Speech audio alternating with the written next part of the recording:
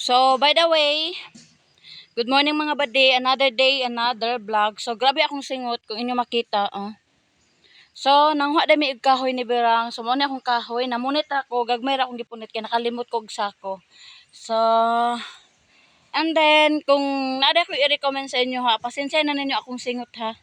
So, na ako i-recommend sa inyo ha.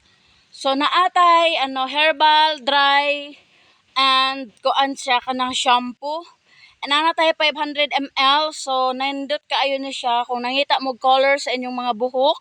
So, kung gusto mo mag-color sa inyong mga buhok, so mauna na inyohang gamiton. So, nindot kaayo siya kay ngano herbal lang siya, dili siya makadry sa inyong mga buhok. So, wala pa ako naggamit sa akong buhok kay ako pa siyang ipariban. So, syempre, mas gwapo butangan ani pag nakariban akong buhok para gwapa, sinaw, hamis, char. So, for today's video. So, na ako'y kauban to ara.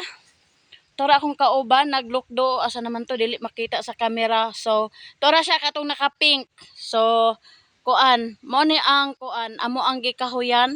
So, kung inyo makita, upaw na kay tinglagas karon og kuan, kanang kahoy, no? So, mo na ni siya, inyohang gamiton kung gusto mo magpa-color sa inyong mga buhok. So, kuan, mo na siya. Kay ano siya kanang maka-moisturize sa inyong kuan, hamis sa inyong panit. Tapos ang paggamit ani kay ano lang siya. 3 step. Wash your hair, syempre imuhang bason imong buolon no, di ba?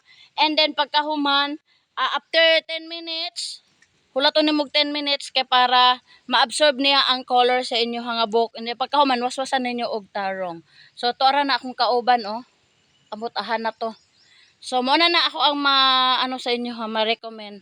So, thank you for watching everyone. Mga huy sa mi.